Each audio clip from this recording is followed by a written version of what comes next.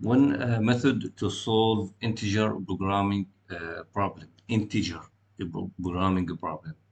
Again, we are studying in general linear programming problems. Okay, but whenever this required solution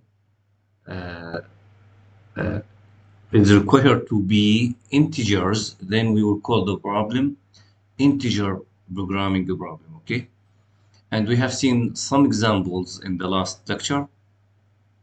Today we will learn one algorithm that help us to solve such kind of problems. And this algorithm is called the cutting plane algorithm. Okay, so assume we have the integer, pure integer, programming problem, maximize z according to this restriction, and we want x to be integral, which means the component of the vector x are integers. Okay, so the cutting plane algorithms, so actually there are two algorithms, cutting plane algorithms. We will learn one of them for now. Were developed by Ralph Gomori in 1958. Okay, so what is the idea about this algorithm? Let's see. The idea behind the algorithm is to start with the problem given by ignore the restriction. So this is just ignore the restriction here means uh, work with it as a linear programming problem. Just ignore that we are requiring x to consist of integer, the vector x with the integer components. So it says at the beginning, ignore this restriction. Okay. And solve it using the simplex method. So like it says, take this as any linear programming problem and work it with simplex method. Okay. So we make a table and try to work and start to work with simplex method. Now, if the simplex method give us a solution which is integral, consists of integers, then we are done. This is what we want. Okay, then we are finished. Otherwise, what we do? Otherwise, we do the following. We add a new constraint that cuts off what? Which means eliminate some non-integral solution, including the one just obtained by the simplex method. So this says, uh, uh, so from the beginning, okay, let's keep going. I will explain that. However, the new constraint is carefully constructed as not to eliminate any visible solution. We solve the new problem and repeat the simplex algorithm by adding enough constraints, and eventually the optimal integer solution is obtained. Now it says the following. We have integer linear programming problem, okay? We want to solve it. We want to obtain a solution for x consisting of integer components. Now this algorithm says, okay, ignore that restriction of being for x being integer vector and take it as general linear programming problem and use the simplex method. The simplex method will give you a solution. If the solution that comes out from there is integral, then we are done. But what if it is not integral? What we do? We will add then some constraint. So we have already a set of constraints given here. What we will do, we will add more constraints, one at a time. These constraints are called cutting off the non-integral part of the solution we obtained from the simplex method. So we're introducing new constraint to cut off the non-integral part, which means we are assuming the simplex method gave us a solution which does not consist of integers. We will cut off the parts from those numbers to make it integers. Like if we have 7.5, what we cut? We cut the 0.5 and then we get 7. This is what we mean. How we do that? We introduce some constraint. Now, when we introduce the constraint, we again have a linear programming problem, but a new one with one more constraint. Then we work the simplex method again. If the solution is integer, done. If not, then we add one more constraint and work the simplex method. And we keep repeating doing so till at the end we reach a solution, a vector x, whose components are all integers. Okay, now this process will be clear when we will clarify now what these processes are, and then will be more clear when we work an example. Okay, now what is the constraint that we need to add? Actually, it is here. We will reach this, but what is this? Let us see. Let us start from above. The ith constraint, as it appears in the final simplex tableau for related linear programming, is what is that? Okay, let me explain what this line means. You know, in the linear programming, we have x1, x2, and xn, right? And we have these columns, okay? And now we in here we have the column, we called it T1. This is column T1, right? In here we have column T2. And we keep going, we have column Tn in here, right? And in here we have XB, right? Okay, now choose the row I. So choose the row I from here, all the way. And take the entries. Then the entries will be TI1, right? TI2, TIN, all the way. And here the ith component, which we refer XBI. Now, this represents the following constraint. So let me again give it this color. This is row I. Now, what this says, it says we multiply TI1 with X1, and then we add TI2 with X2, and then we keep going till we get TIN times XN, and that equals XBI. And this is summation G from 1 to N. Ti here is fixed. Now this is J. It is sometimes 1, and then 2, and then we keep going all the way. J from 1 to N. This is multiplied by Xj equals Xbi. Good? So here we go. So it just takes the ith row. Huh? Okay.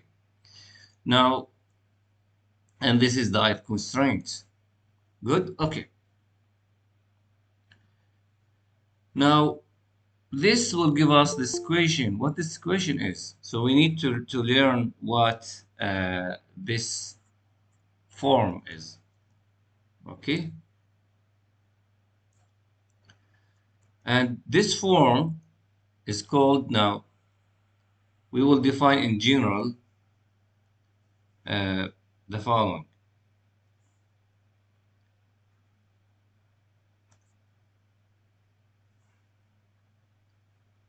If, say, a number A is a any number, real number,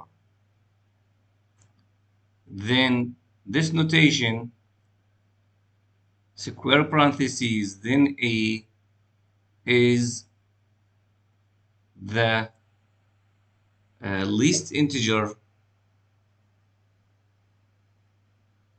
So A is a real number. We will go below A and take the very first integer we find. This integer, which is less than or equals A, which is less than or equals A. Okay?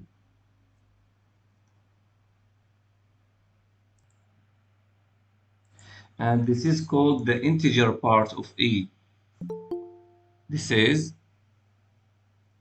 called the integer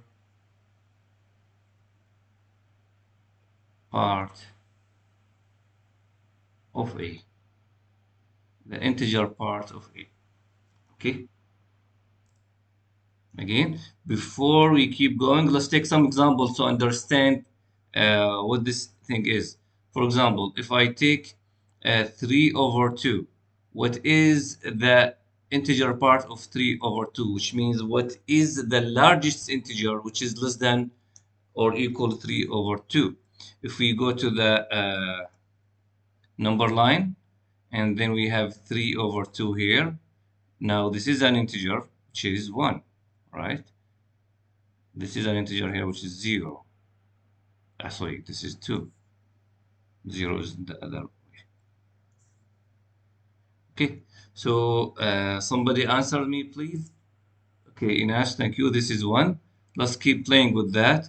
What if I say 7.3? Somebody answer me. We get 7. Now, what if I say minus 3.2?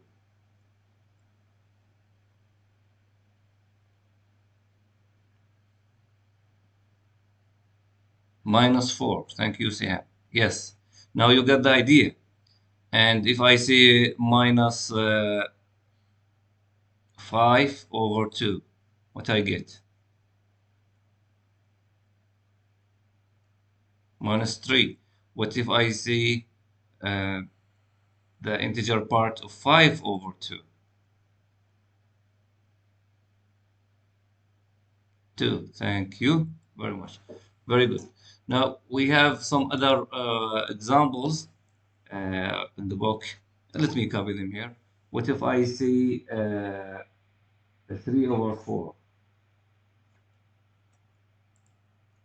So answer please. 0, thank you. What if I say 1? 1 again. What if I say integer part of 0? 0. What if I say integer part of negative 5?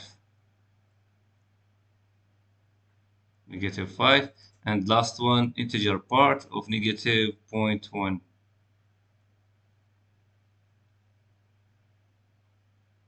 Negative 1, correct. Thank you very much. Good. So this is the integer part. Okay. Now let's go back to our equation here. Okay. Now take the equation.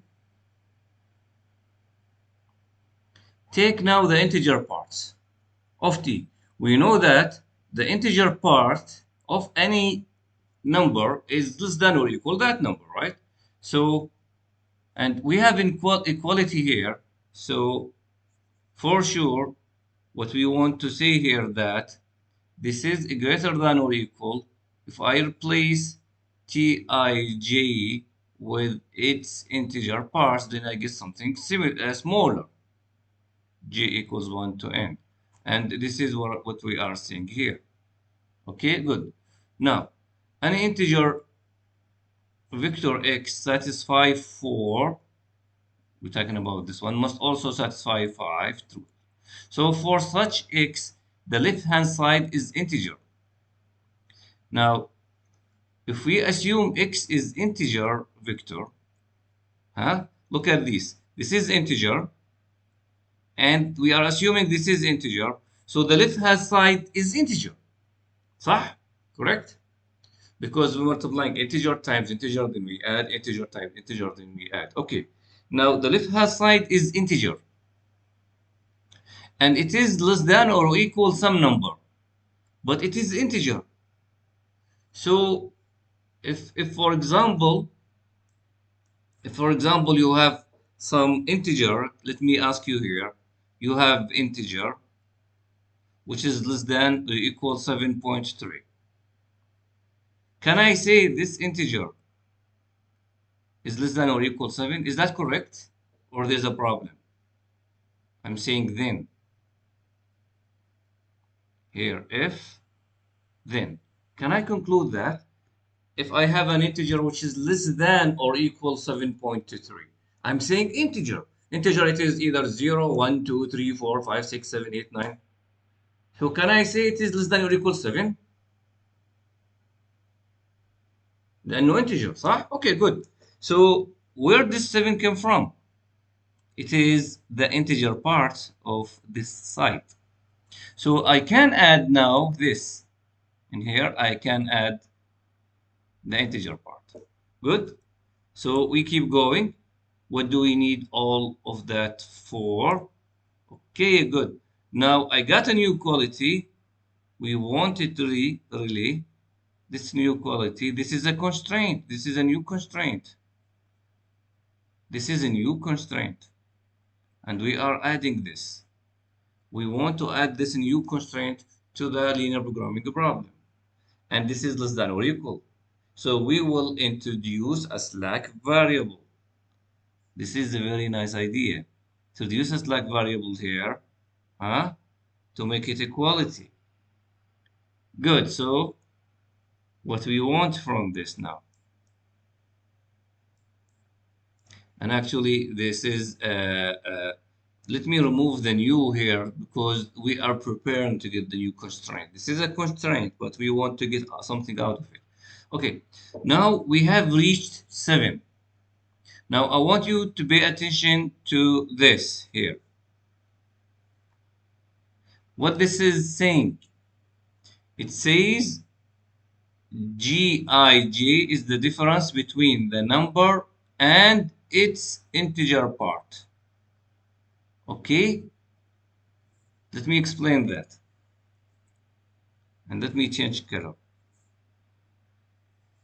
Given a number here, it is Tij, any number. We don't know, it might be integer or no. Let us assume it is not an integer. If it is not an integer, then this here is the integer part of it. Okay, good. Now the difference between them, this difference here is now Gij. This is what we are saying. So Gij here, Gij is Tij minus the integer part of Tij. So we got that, which is here, which is the same as this, but move the integer part. And we do the same thing for this other integer. This can be like, let me make another numbered line.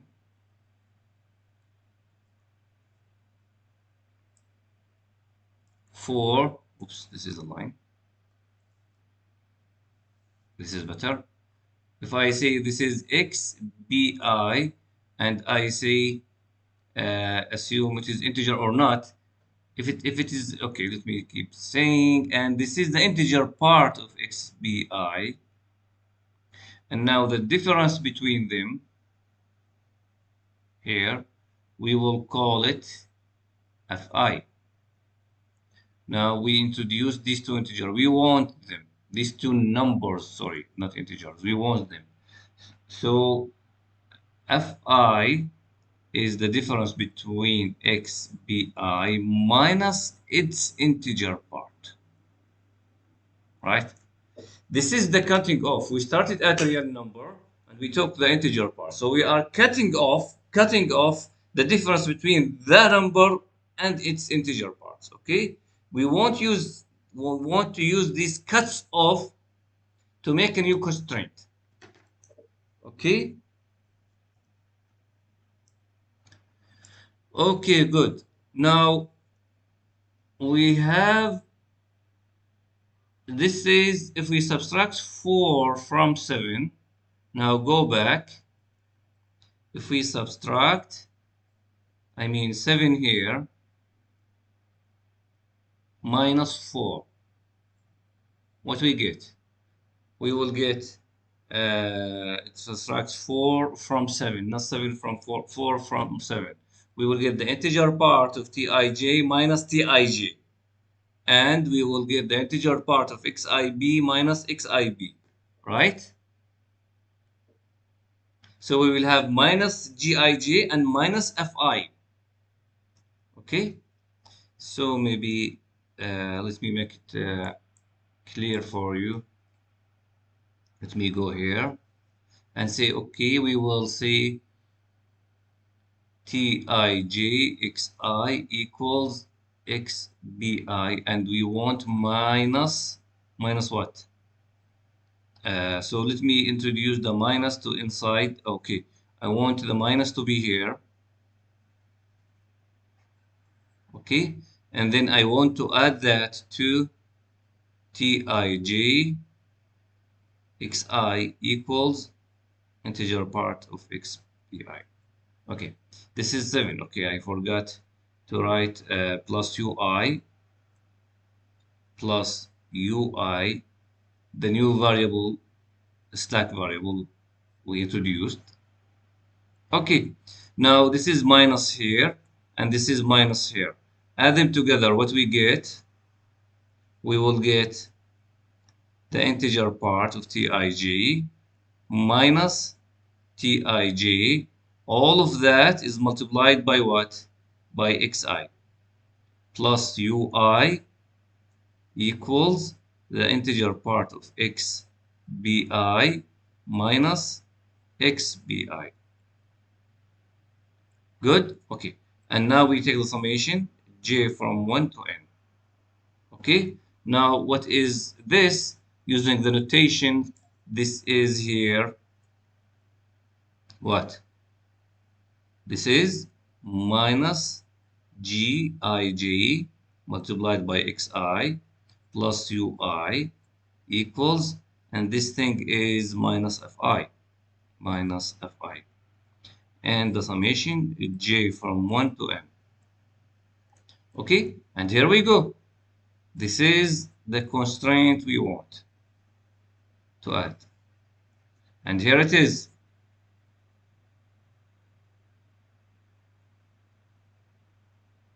Okay, and this is the cutting plane constraint to be added to the constraint.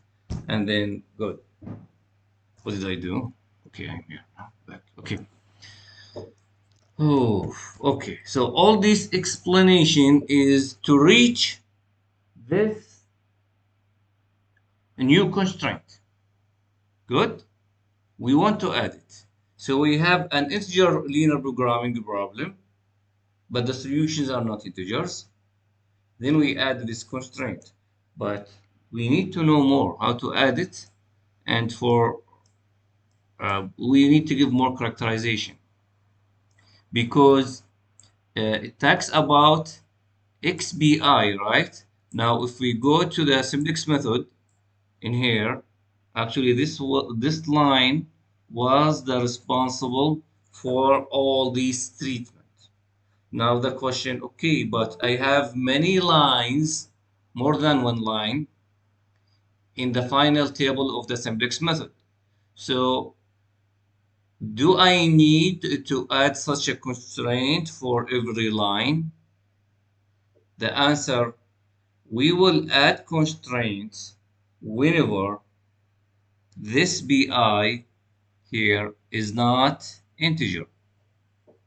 Now the question comes, okay, what if I have more than number in there that are not integer? What I do? Shall I add constraint for each one of them? Because we are talking about the row I here, right? And then the answer is no, we will add only one constraint for one of them. We will choose one of them and make a constraint out of it. And then you will ask me, okay, how I decide which row I use? And we will see. Actually, we will take the largest f. You see this in here. In here, f, we computed this f in here. This is related to the line. So every line or every entry in the xb vector that is real number which is not integer, we can compute the fi of it. So every such a row will have fi, then we will take the largest value, the largest fi. That will decide which row. If two of them are equal, we choose one. Okay? And then we make a constraint for that row, add that constraint to the problem, and then go back and work the simplex method. This is explained here, the cutting plane algorithm. What does it say? Solve the related linear programming problem obtained from the given integer programming by dropping the integrality. Now, this is what I said already. You have integer linear programming problem. Just ignore, drop the restriction of integrality, and just consider it as a linear programming problem and use simplex method. So we will use simplex method here. Okay, now if the solution is integer, then we are done. If not, we go to step 2. Step 2 says what? Generate a cutting plane constraint as in 8, which means we will generate such a constraint here. Okay, how we choose? A heuristic rule to use for choosing the constraint in the cutting plane is to choose the constraint in the final simplex table that gives the largest fi. As I said, such a constraint in 8 can be made for any row. So which row we choose? We go and compute the fi for each row and take the largest, and that gives us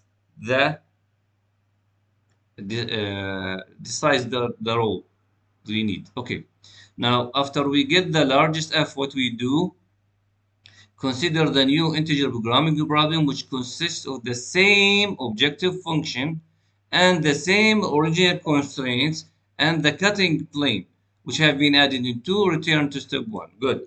So after we add that constraint, so we get a new linear programming problem, which is the original one with the original objective function and original constraints, and one more constraint that we added.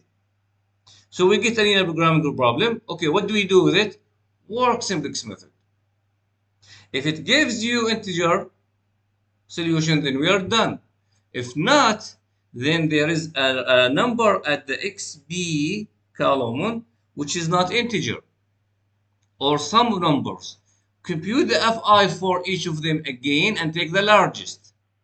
This gives you a new constraint. Add it again, and then you get linear programming problem. Work the simplex method. If it gives you integer solution, done. If not, that's because one of the numbers at the left is not integer, or some of them. Compute fi, take the largest, add the constraint, work the simplex method again, till there are no non-integers numbers at the right. All of them are integers. And this will be clear when we work examples. Good. Okay, let us go and work an example. Let us work this pure integer programming problem. Okay, pure integer programming problem. So we want to solve this to maximize z, but we want x1, x2 to be integers. Good? Okay. So to work this, we need to introduce a slack variable. Okay. We want to introduce a slack variable 10x1 plus 3x2 plus, but we will call, okay, the slack variables are x3 equals 52. This comes this way, and this comes 2x1 plus 3x2, and then plus x4, that equals 18. So these are the slack variables. Now take them, make table, work simplex method. Okay, by vote first time and then for the second time. Then you will reach, this is what we are saying here, the final simplex method table, and you need to verify it is indeed we obtained that table. Now look, this solution here and this solution here are not integers. So we use the simplex method, but the solutions we obtained are not integers. These are optimal solutions, but not integers. There are integer solutions close to these. So we will cut off the non-integer part of this number, 17 over 4, 19 over 6. Okay, cut off that part. Now remember, we will be computing this now. So F1 will be x b1 minus its integer. But we know xb1 is this is xb1 and this is xb2. So this equals 17 over 4 minus 17 over 4, the integer part. 17 over 4 here, 4.25. So we get 17 over 4 minus the integer part, sorry, minus what? هذه 4 وشوي 4 point something. So minus what? So somebody answer me. Minus 4. So we get 4 over 16 minus 4. We get 4. Good. Now F2 equals 19 over 6 minus integer part of 19 over 6. Now what is the integer part of 19 over 6? 3. So we get 1 over 6. Which one is the bigger? So this is the largest. So we will take the first row to make the constraint. So we will take the first row. Okay, good. Now what do we mean by first row? Now that means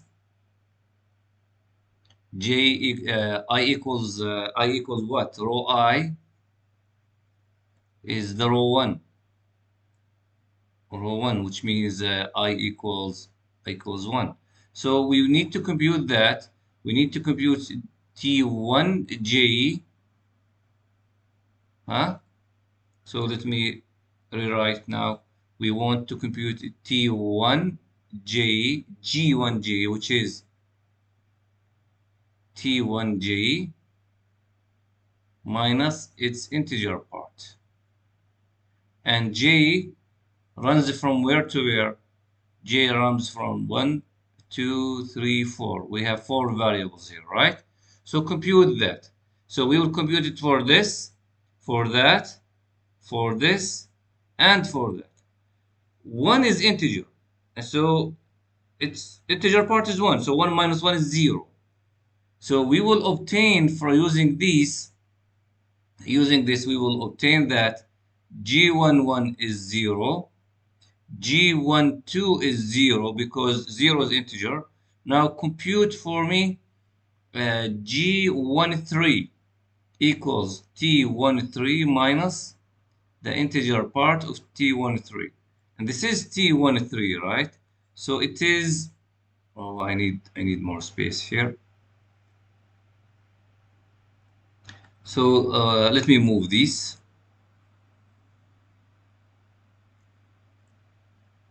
Below here. Okay, now we have more space. Good.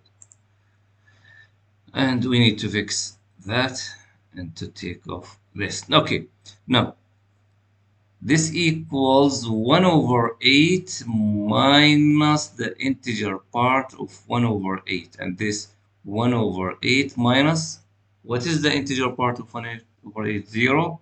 So this is 1 over 8. Okay, now again, compute G14. It is minus 1 over 8 minus the integer part of minus 1 over 8. So it is minus 1 over 8 minus what? Minus 1. So it is minus 1 over 8 plus 1, correct? And so this equals 7 over 8. Now good. What we got here, G11 is 0, G12 is 0. I don't see the 0 here. And G13 is 1 over 8. G14 is 7 over 8. Good. So we will use that to make the new constraints. Do you remember the constraint? What does it say? So let me bring it.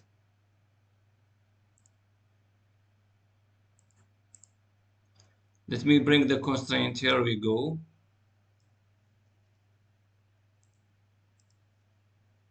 And put it here. This is the constraint again. N is 4, right? Okay. So compute that, please. Give me the constraint.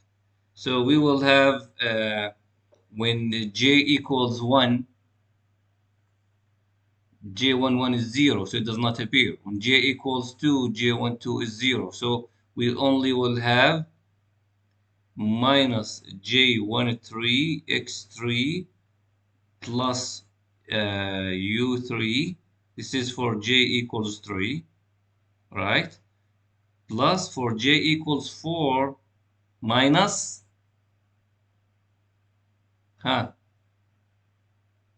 minus what? J14 x4 plus u. Okay, what did I made mistake? It's sorry, it's I equals 1. No, I'm making some bad thing. It's xj. Okay, it's I here. Ui is not uj. Sorry. So this is ui. I is 1. We are working with row 1. What I'm doing? Okay, no. I'm mixing. I'm not using the summation in a good way. I need first to compute this part. This is the mistake I'm doing. I need to compute this part. We know this is u1 only, and this is minus f1. Okay, so let me take this here, plus u1 equals minus f1. This is f1. So let me highlight it. This is here is f1. So we get minus 1 over 4. Okay, now we go and compute that alone. Okay, and it is minus j1. 1 is 0, 1, 2 is 0, so we don't take it. So we go 1, 3, x3, and minus j 1, 4, x4. So again, this is for j equals 3, and this is for j equals 4. Boom. Okay. And now j13 is what? Is 1 over 8. j14 is 7 over 8. So we get this constraint. Okay, so you see how we compute it? Okay, we will be doing this again and again. Okay, good. Now the idea is that we add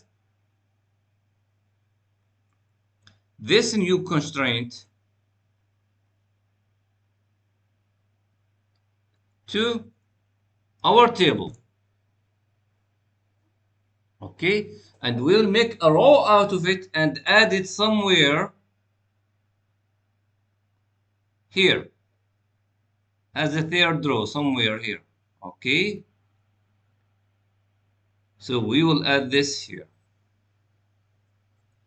and then we conclude the table down there. Okay, so this table here, the second table we see, is the first table, but having the new constraint being added. So this is the new constraint. We added u1 here, right? So, and this is the new row, correct? x1 here does not appear, so we have 0. x2 does not appear, but x3 is minus 1 over 8, and x4 the coefficient is minus 7 over 8. U the coefficient is 1, and fi is negative 1 over 4. Good. Okay. Okay, what we do? We added a constraint. What do we do? Work the simplex method. Okay, but now you notice in the column at the right we have negative. Once we have such a situation, we use the dual simplex method, remember? And now we will use the dual simplex method to solve, to pivot on this table, and that will help us to restore visibility. You see the column at the right, it has negativity, and that made us lose visibility. The dual simplex method will restore that visibility. So we will do by voting, but now we're using the dual simplex method, where first we choose the row, okay, and then divide the entries of the objective, take the ratios of the entries in the objective relative to the entries of that row, okay? And then we take the maximum negative ratio, remember? And this gives us that we shall pivot. This is the pivot, okay? Now do pivoting. Do by voting, we obtained this table. Okay.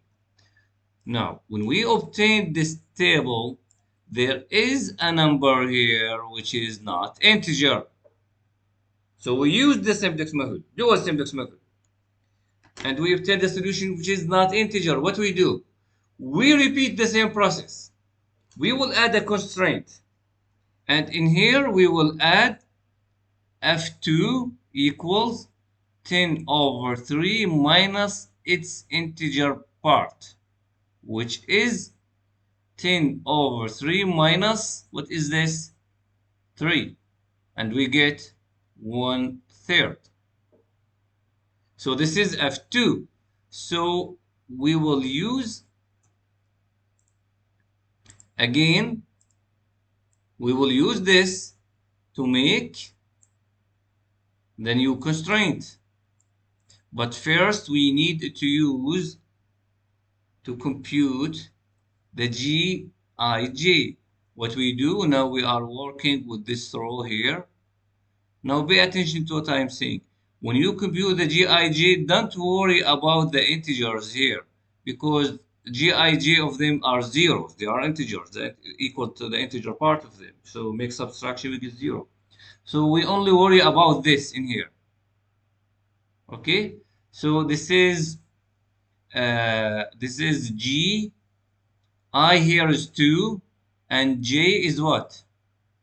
What we will call it? I will call it here 5, right? It is for U1. I will call it 5. Okay, now equals, boom, what? Minus 2 over 3 minus the integer part of it. So this equals minus 2 over 3 minus what? Somebody tell me, please, minus what? Minus 1. Yes. And the result is what? 1 over 3. Thank you very much, Asma Siham Inas. Thank you. And okay.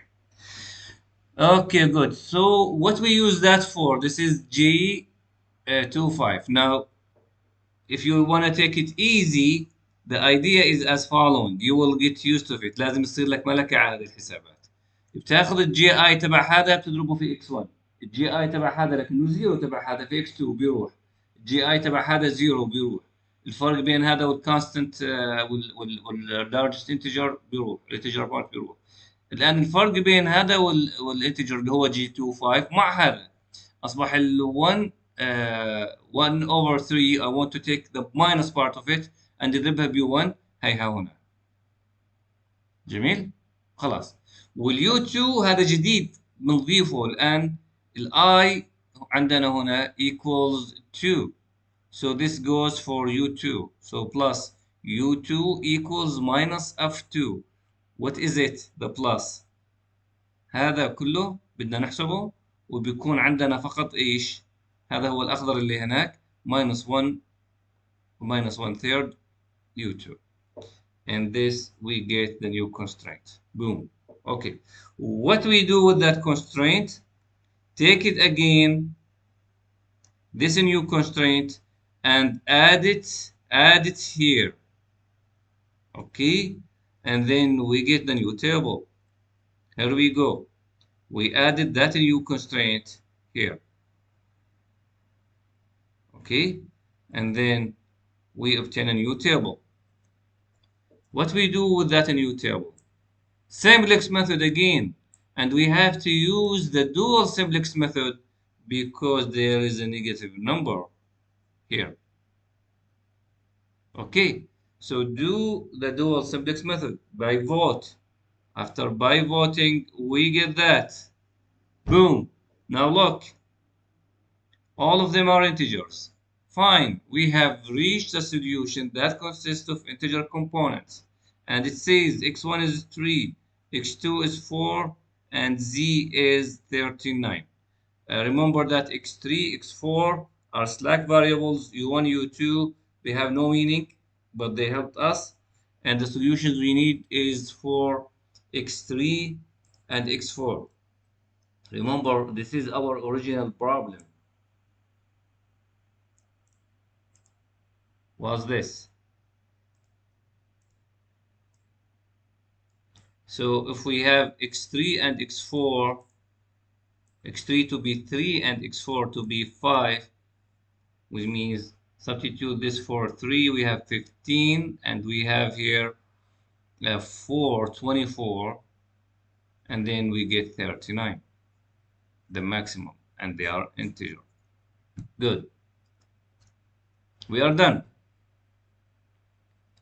So the idea is clear now, huh? Long, but clear. Now we are finished, but before we leave this section, we want to see what we were doing geometrically. And actually, let's go back to the original problem. The slack variables we have introduced before, we know it equals this in terms of x1 and x2, and x4 equals that. How we do know this? They are slack variables, right? Because actually introducing the slack variables 10x1 plus 3x2 plus x3 equals 52, right? So, and let me say here 2x1 3x2 plus x4 equals 18. So just solve x3 equals 52 minus these, and x4 equals, and then we get this and that. Okay, what do we need them for? Let's go back to the equation of the first cutting plane, the one we introduced above there. Replace x4, replace x3, we get this, right? Now u1 is positive, and that means 3x1 plus 3x2 are less than or equal 22, or are less than or equal x1 plus x2 less than or equal 22 over 3. Now do the same thing in the second cutting plane, right? The second cutting plane was that, and this gives x1 plus x2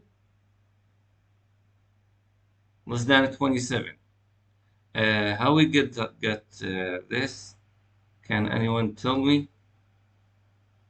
how we got that from this? How this gives that? Can anyone tell me? Using what?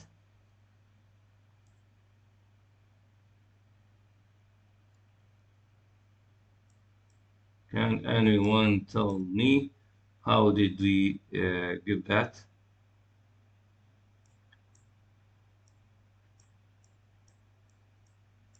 The second cutting plane is this, huh?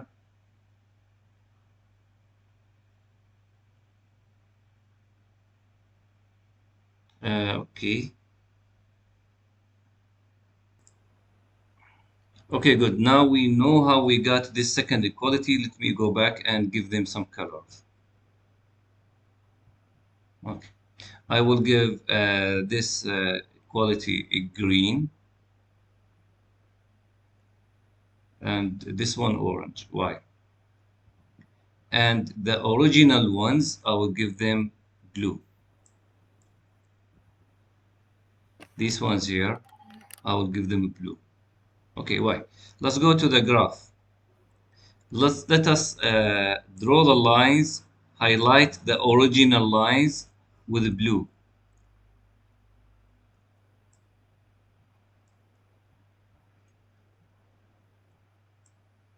So this is the first original line.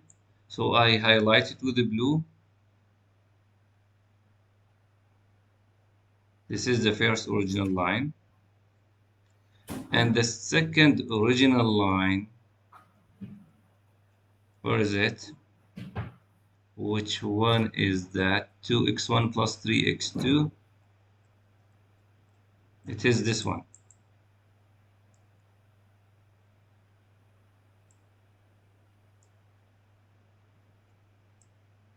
Almost.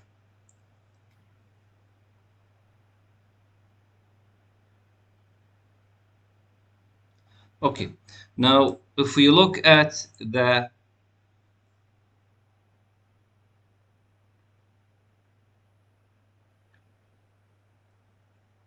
area, the convex area of the set of solutions. No, this is not the line. Where is no, no, no, no, no, no. This is not the line. I chose the wrong line. Oops. Okay, where is 2x1 plus 3x2? Which one is that? Yes, it was this line. Okay, okay, yes, no, no, it was not that line, the one I chose. It's supposed to be this line here. This is the one I chose, right? Yes.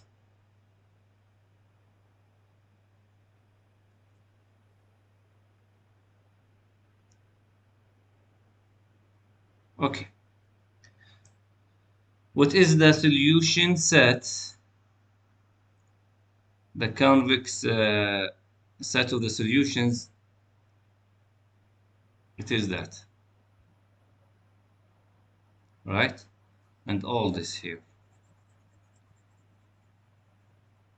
Now, the idea is we want to look for solution. Okay, now pay attention to what I'm saying. The original problem, the near programming problem, the solution for it is from this convex set, but it does not require to be integers. But so the solution is somewhere here. Uh, this point, this extreme point is the solution. This extreme point, right? How do we know that? Because this is what we got when we worked the simplex method at the very beginning. They are here. These are the solutions, right? Okay, but this point does not consist of integer coordinates. So we want to do cutting so that we reach a point with integer coordinate. And the first cut was uh, using this cutting plane. Where is it? x1 plus x2 equals 22 over 3. It is here. So the first cutting we made is this one.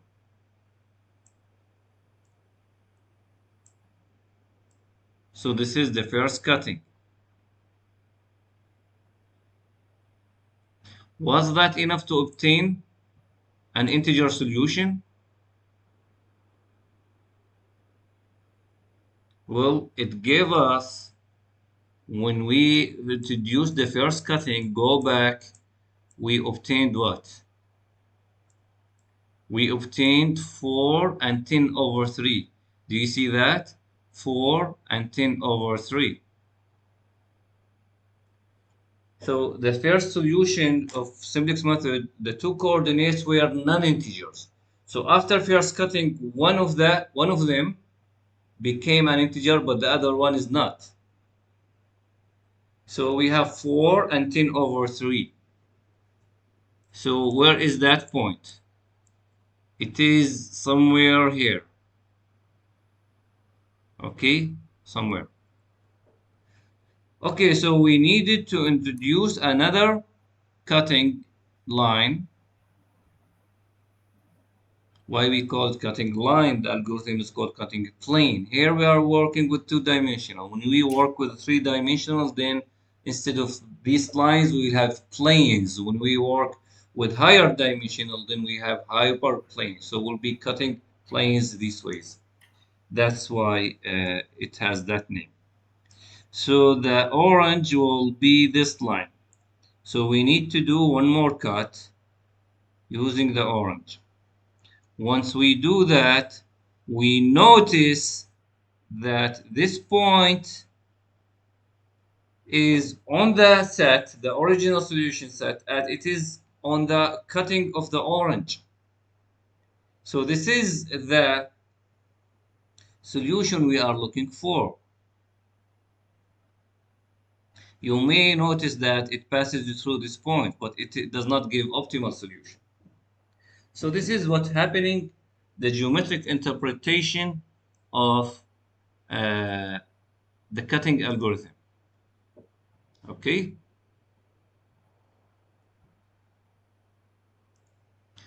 Okay, good. Now we work exercises so that you get used to the computation we related to the cutting the plane algorithm. Let us see. Exercise 1 and 2 assume that every variable constraint to be an integer using the given final simplex table. Find the equation of the cutting plane. Okay, good. Now, this assumes that some linear programming or integer programming some integer programming problem is given. And out of that, a simplex method is being worked out. And the final table of that simplex method is what you see. It asks you to find the equation of the cutting plane. We do a cutting plane at a time, right? And then we work the simplex method. And then if some integers at the left, some numbers at the right are not integer, then we introduce another cutting plane, work the simplex method, and so on. We will be doing this in a comprehensive example in a while. But for now, we need just to find the equation of the cutting plane. Okay, and okay, I need you to do that. Please go ahead and do it for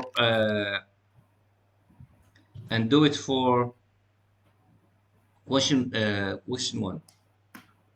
So which row we take to make the cutting plane? The constraint, the one we need to add.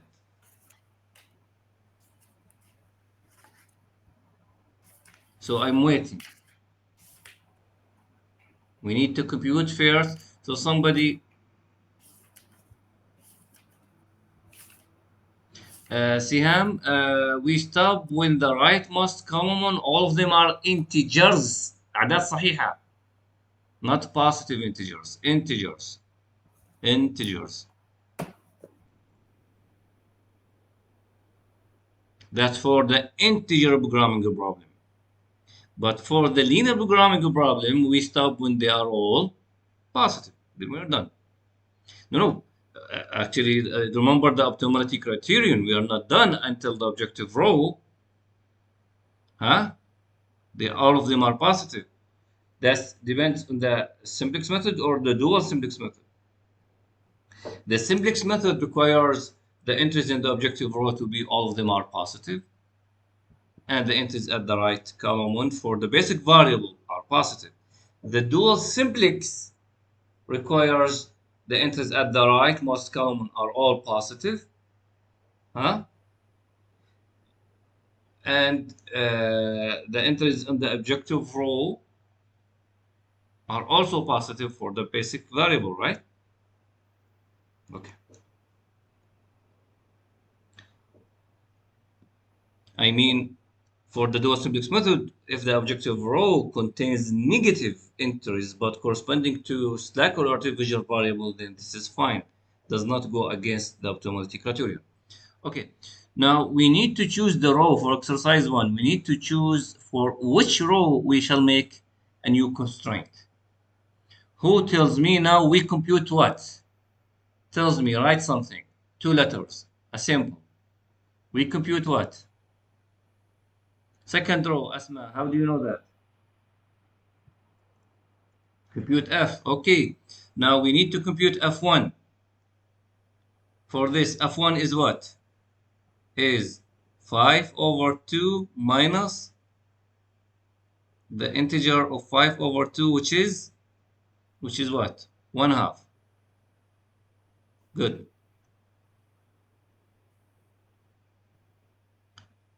Okay, why do I have all that this while give me a moment, please. Oops, okay. Okay. Okay, so let's keep it this way. Maybe I will use okay. Now compute f2. 7 over 8 minus the integer part of 7 over 8, and you got what? 7 over 8. Good. Compute f3. f3, 5 over 8. Thank you. So which one is the largest? So we will take this line, right? Okay. Now, quick, give me the constraint. So we will not have some anything for that, anything with that for that, no. Now, but we will have something for this, right? Which is 1 half minus its integer part, which is 0, times x3. So tell me, please. And this will not give me anything. This will not give me anything.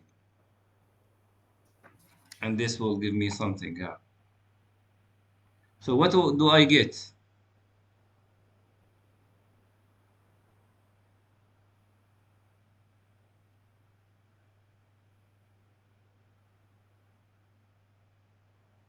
So I need to compute we compute here I is 2. I is 2. We need to compute I.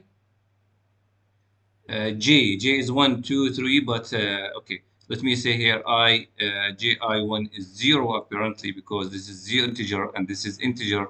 Ji2 is 0. What about Gi3? 1 half minus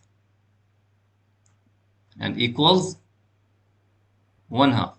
What about Gi4? Is 0. Gi5 is 0. So only will be taking this and multiply it with x3. So we will have,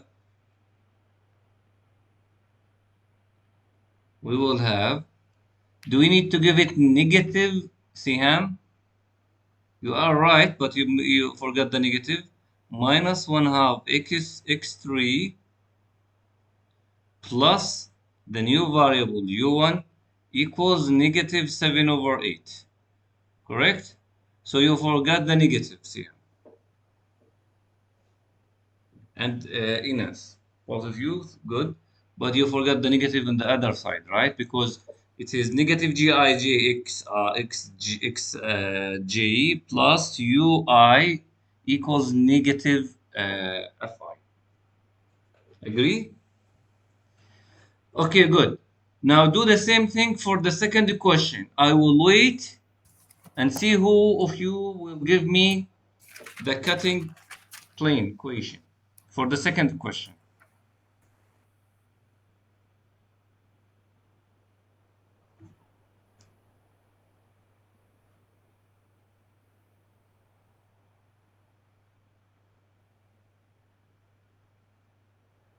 Well, by looking now.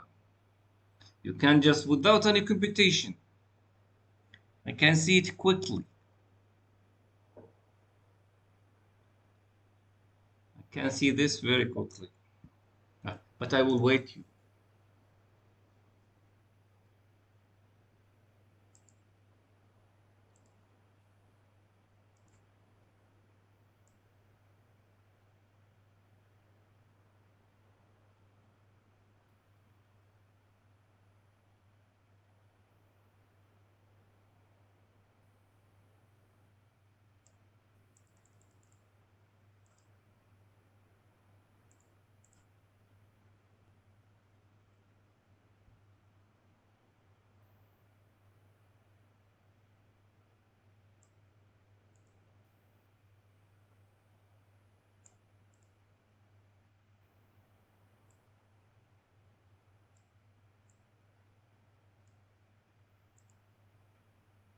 Yes, it is third row. Compute it quickly.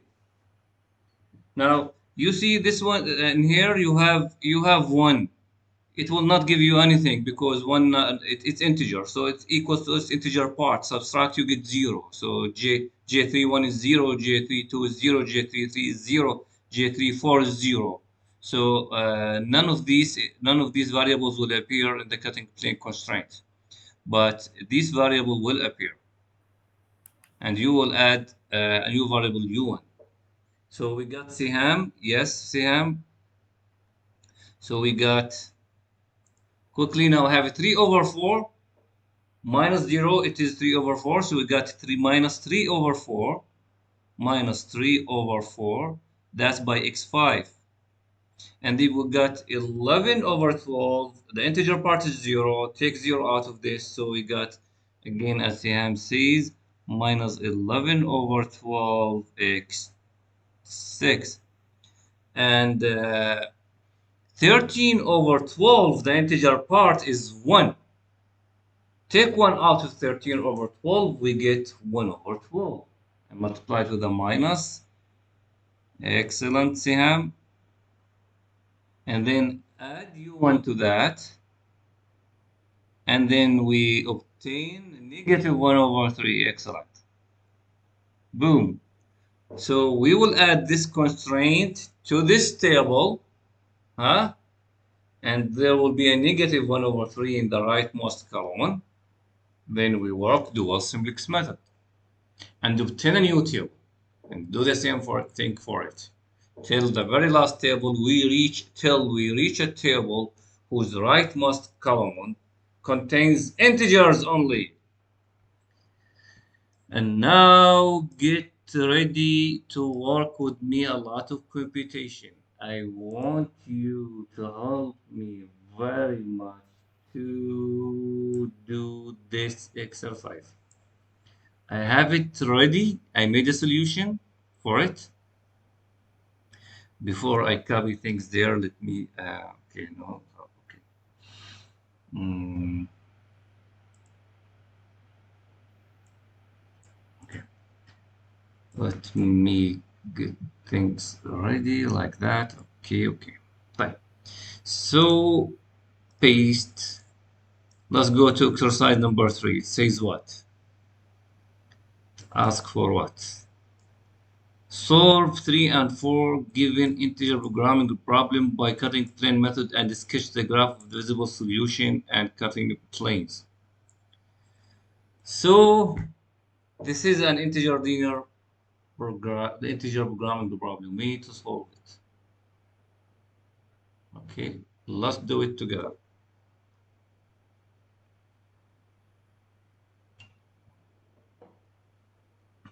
First, tell me what I do. Somebody tell me how I start.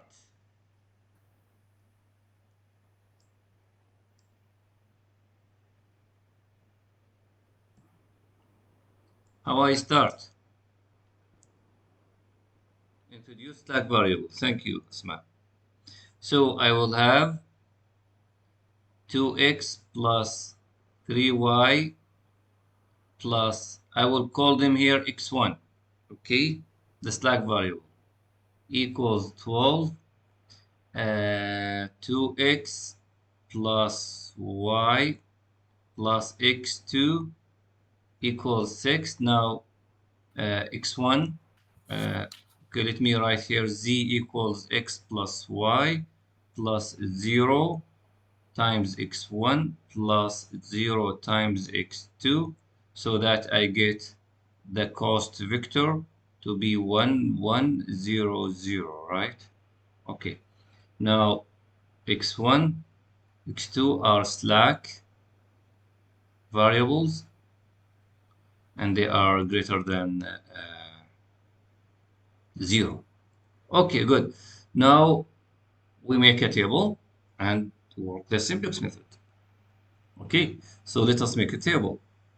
So we have x, y, x1, x2, right? And we just plug in these values. First constraints 2, 3, 1, 0, 12, and boom, boom, boom, 2, 1, 0, 1, 6. Okay, good. Now let me write in here the cost 0, 0, 0. It is 1 in here and 1 in here. And in here we have the basic variables x1, x2, and the initial solutions are 12 and 6, right? No, x1, x2. No, this is not solution. Oh, boom, boom, boom, boom, boom. This is supposed to be here. Okay, this is the cost vector, right? And in here supposed to be the cost vector, but we take the parts of the basic variables, which are now the slack variables, 0 and 0. Okay. Okay, good. Now, what do we have here? From the objective function, minus 1, 0, 0, 0. This is the initial table of the simplex method, right?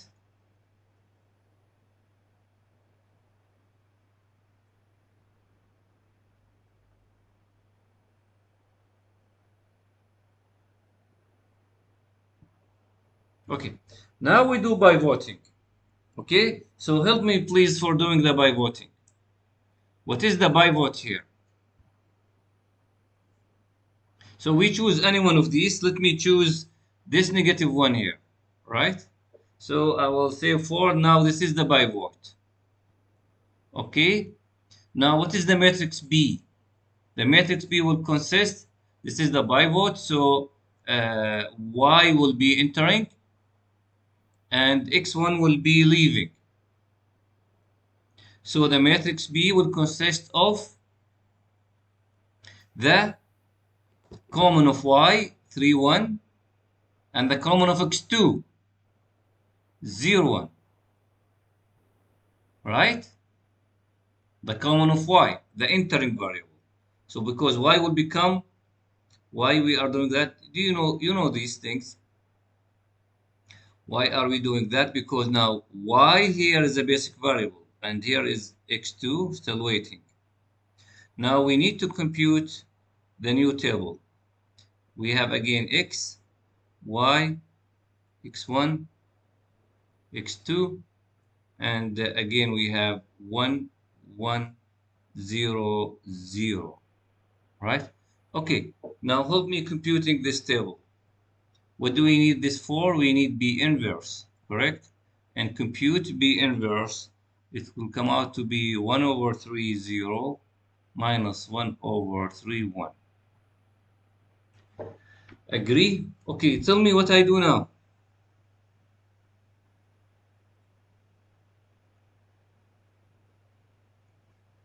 Now, what is the cost here? The cost vector.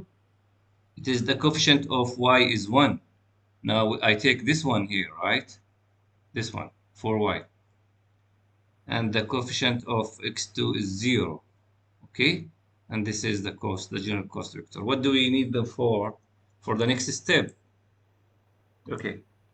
Now, I either do by voting or what? Multiply B inverse to, okay, let me say, to obtain the first column on this table, I multiply B inverse with the first column in the previous table, right? Do that multiplication, please. Okay, give me the first column, quick. I have my computations ready here, but I want to confirm the correctness by having them agree with your computation. First column, what is it?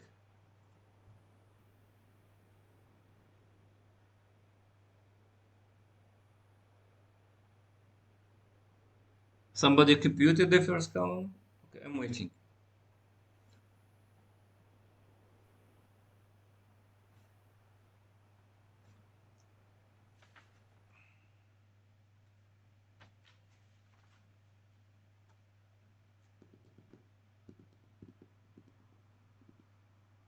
Two over three, 4/3. Thank you very much, Siham. Correct. Somebody please compute the second column. 2/3 and 4/3. Yes, that agrees with my computation. Second column, it shall be 1, 0, right? It is the basic variable, the new basic variable. So I will not wait confirmation. It must be 1, 0. The third column,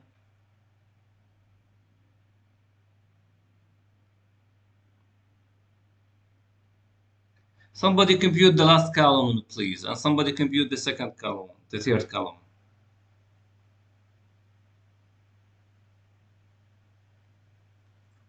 Actually, third column shall be stay 0, 1. Why? Because this is still a basic variable. So we need the second column, the third column. 3 -1/3. Thank you, Siham. So Siham is working only here. Siham is answering only. سهام العاصمية ما في حدا غير. طيب والكولوم الأخير اللي هنا كيف نحسبه هذا؟ بإنفرس ضرب الكولوم اللي فوق، صح؟ يلا احسبوا لي الكولوم الأخير، ولازم يكون بإنفرس. اكتبه هنا في مكان ما. times XB. This is XB here. So what I get? إناس.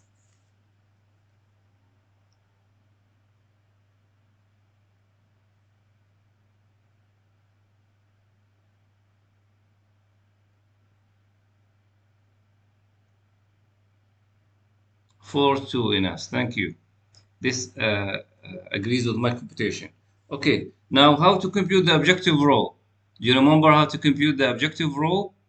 ZI equals CB transpose TI minus CI, which means we multiply this with this, multiply this with that, add and subtract this from it. Remember? So 2/3 minus 1.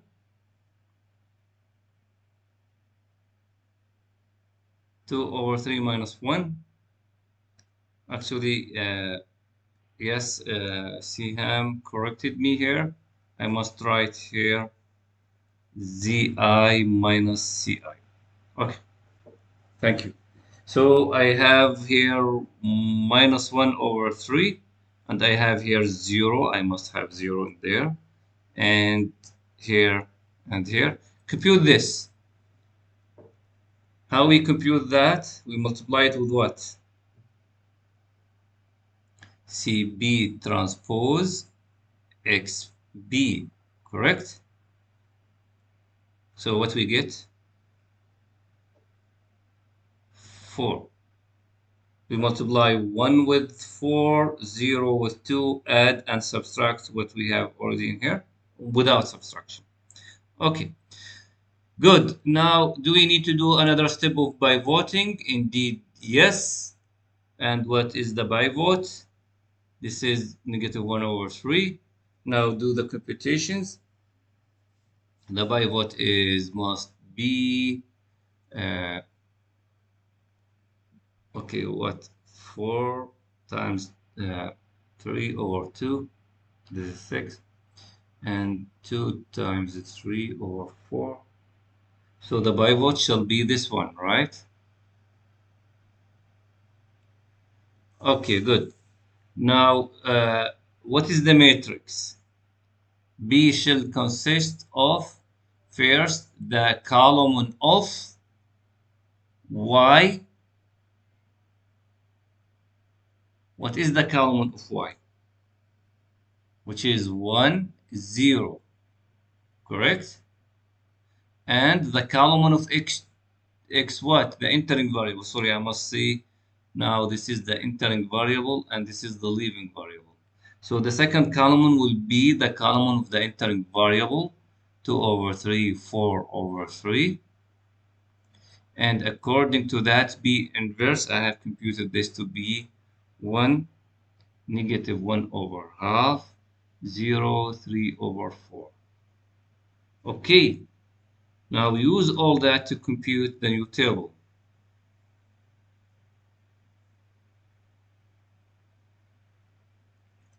So we have x, y, x1, x2. Now we have y here and we have x here.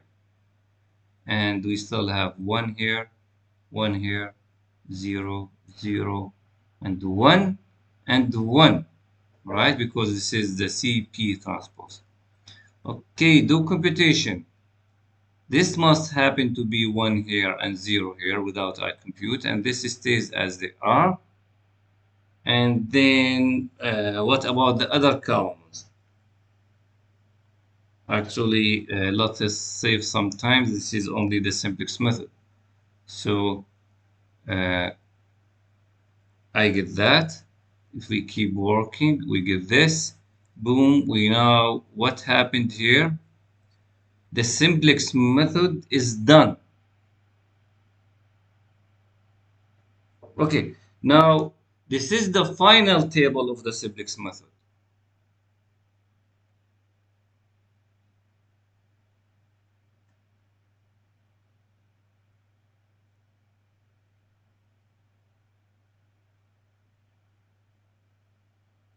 Okay, the final table of the simplex method. What we keep doing now is what we learned in this section. The solution here tells that x equals 3 over 2 and y equals 3. And this part is non-integral. So this is not a solution for our integer programming problem. So we need to insert a new constraint, cutting plane constraint. Now, how do I do that? To do the cutting plane now, what I do?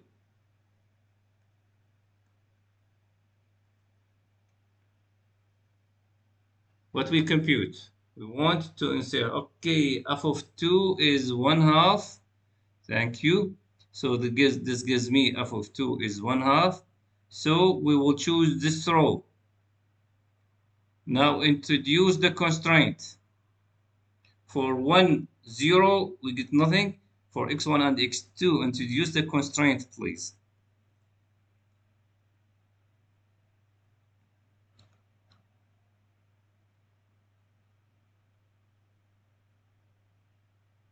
Who gives me the constraint now? Minus 1 over 4 minus its integer part, which is minus 1. So minus 1 over 4 minus negative 1. So we get what? Somebody do that computation for me, please. Give me the cutting plane here.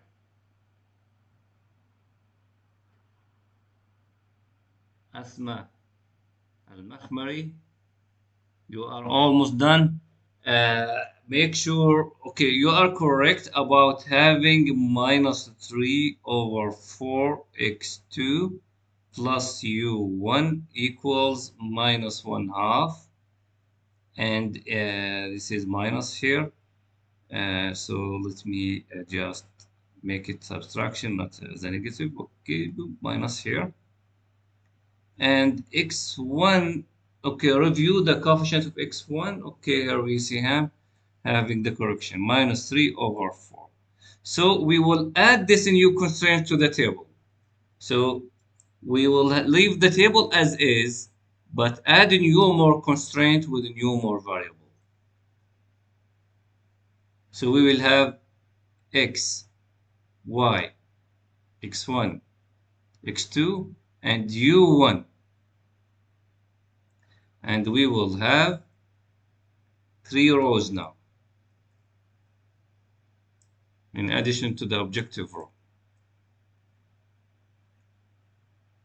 The first row as is, this is y, 0, 1, 1 half minus 1 half. And then we add here 0. This is 3. 1, 0, minus 1 over 4. 3 over 4, 0. 3 over 2. Okay, now we add the new constraint. This is x. Now u1 here is a basic variable, so I would have 1 here. Okay. Now this new constraint is what it goes for the third line. So I have for x1 minus 3 over 4, for x2 minus 3 over 4, for y I have 0, for x I have 0. And here I have negative 1 half. And copy this information again. Oops. In here I have 0, right? 1 over 4, 1 over 4, 0, 0. Okay, good. Now this is 1, 1, 0, 0, 0, 1, 1, 0. Okay, now we shall use the simplex method because there is a negative entry in the rightmost column. So here we must use the dual, did I say the simplex? The dual simplex method.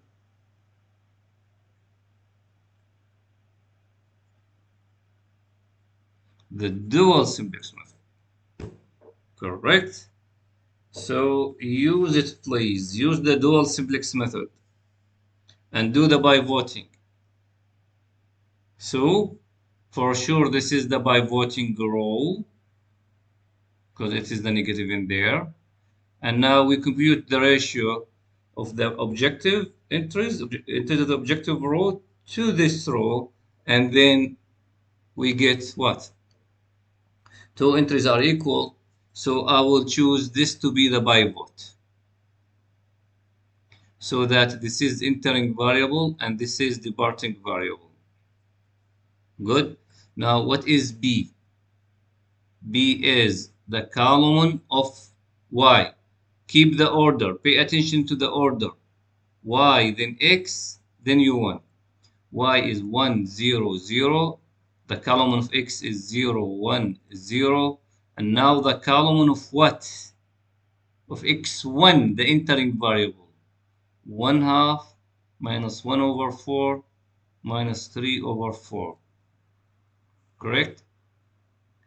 Compute the B inverse for this.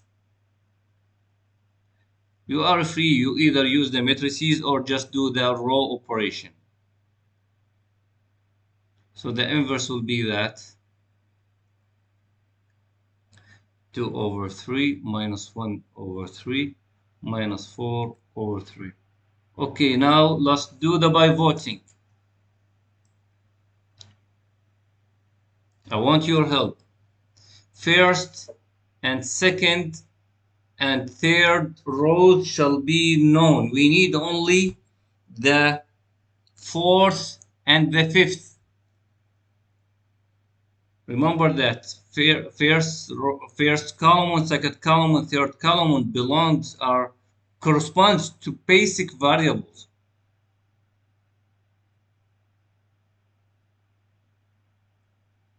So somebody compute the third and somebody compute the last row. What I'm saying here, for x, this row shall stay as is. For y, same thing. For x1, it is entering variable. It shall become here. So we have 1 in here, 0 and 0. So we need the row of x2 and of u1, the column, sorry. So we have y and we have x. And to do computation, we have 1, 1, 0, 0, 0, 1, 1, 0. Okay, third column. Somebody please compute the third column. And somebody compute the last column.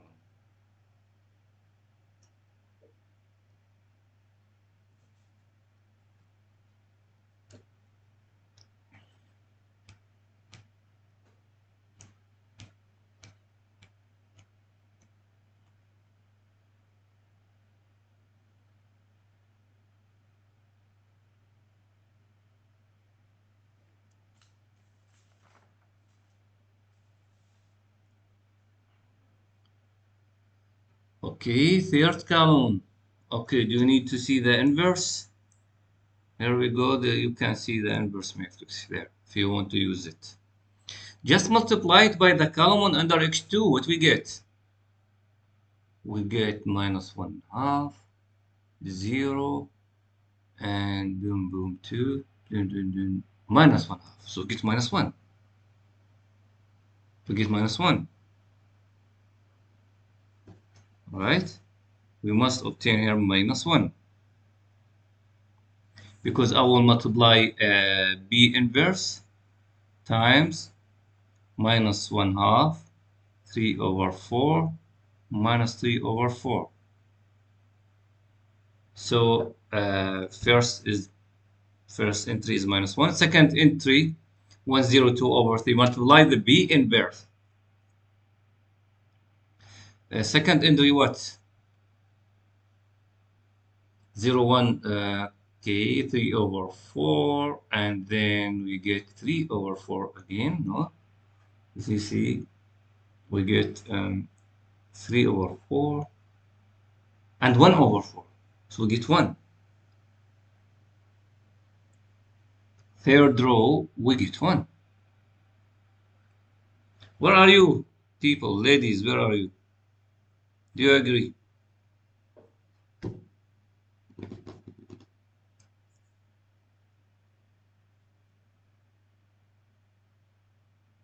Okay, to compute the last row column, we need to multiply this with, this is easy, 0, 0, 1. So it is the last column only. So why it is taking that much time? So I must get, yes, thank you, Asma, 2 over 3 minus 1 over 3 minus 4 over 3. Okay, give me the last column. How I compute the last column? I must multiply CP transpose X. CP transpose XB, which means I multiply 1, 1, 0 times what? 3, 3 over 2 minus 1 over half. And what I get? I get, boom. Now, what I'm doing? No, boom, boom, boom. Sorry. This is, yes, this is to get the, okay, let me keep going. I will get the value of the objective function there. Compute it for me, please. I will get 3 plus 3 over 2, which get 9 over 2. So this is to obtain this, 9 over 2. I wanted to compute B inverse XB, right? Which means B inverse times 3 over 2 minus 1 over 2. And then what I get? Somebody computed that for me? No? Then I get, let me compute that. I get here 3, here 0. I get 1 minus over 3, then therefore I get 8 over 3. And actually 10 over 6, and I have it in here 2 over 3. So in here we have 8 over 3, 10 over 6, 2 over 3. Boom. Okay, let's compute. This is quick. Compute the entries in the row, objective row. So multiply 1 times 0, 1 times 0, 1 times 1, and minus that, I get here 0, right? So what did I do? Multiply, multiply, multiply, add, and subtract the one from above there. So I get under x2, yes, I believe it is right, computed.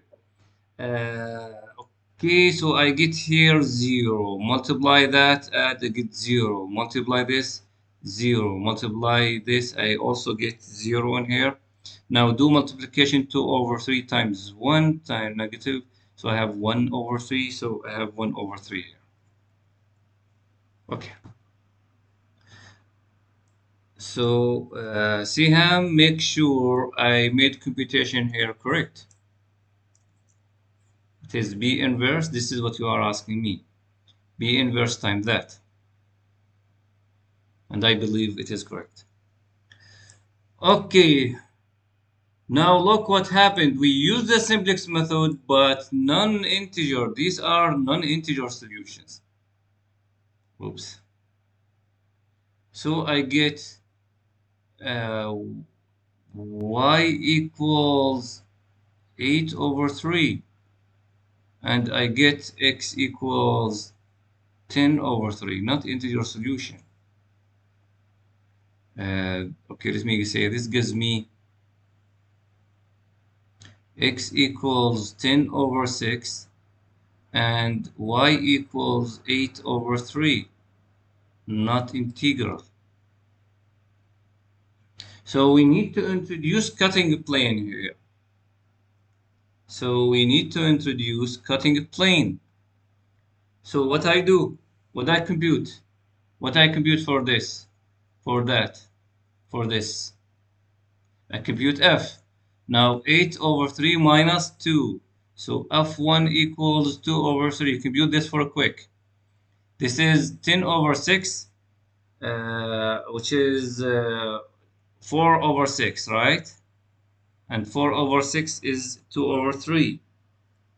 And this is also f3 equals 2 over 3. So it is good to have them all equal because one step will kill them all, will cut them all. I make them integers. So you can choose anyone. You can now choose, okay, choose any constraint. Which one you like to choose? Choose any one of them.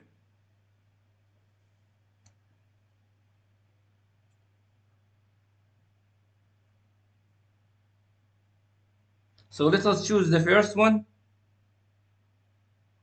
So I will choose this one here to make the cutting plane. Okay, somebody tells me what is the equation of the cutting plane. Quick. It must be super easy. Somebody. We are very close to finish. What is the cutting plane?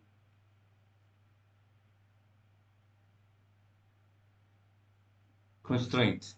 Okay, Siham, minus 2 over 3 u1 plus u2 equals minus 2 over 3. Thank you very much.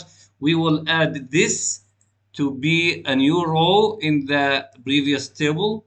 So I need to make a table.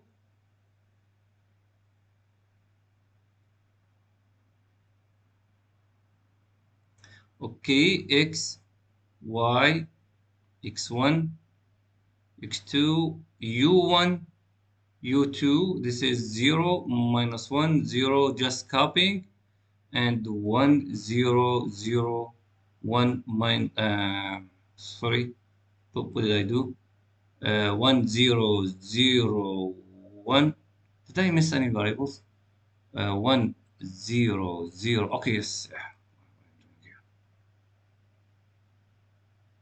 Uh, I need to put these. Okay, these are not good. I mean, okay, I have 0, 1, 0, minus 1, 2 over 3, 0, 1, 0, 0, 1, minus 1 over 3, 0, 0, 0, 1, and 1 here, minus 4 over 3, and 0. Now I have 1 here, and okay, now this constraint comes, so let me just give it this color.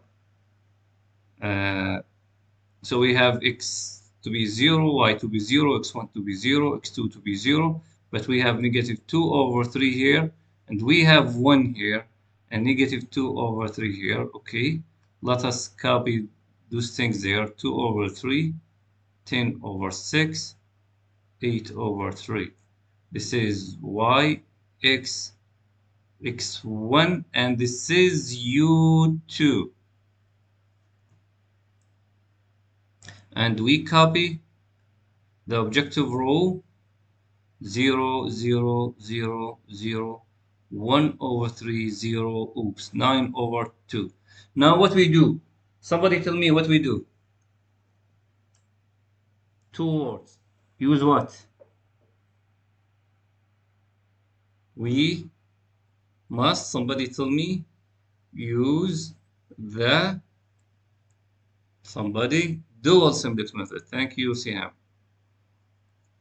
Dual simplex method. And apparently, the pivoting row is this one. Now, let us do the pivoting using row operation. I don't want to use matrices here because I will get 4 by 4 matrix, and computing the inverse will be maybe tedious. So this is 0, 0, and computing. Okay, if we do row operation, if we use the simplex method, the dual simplex method, what we get?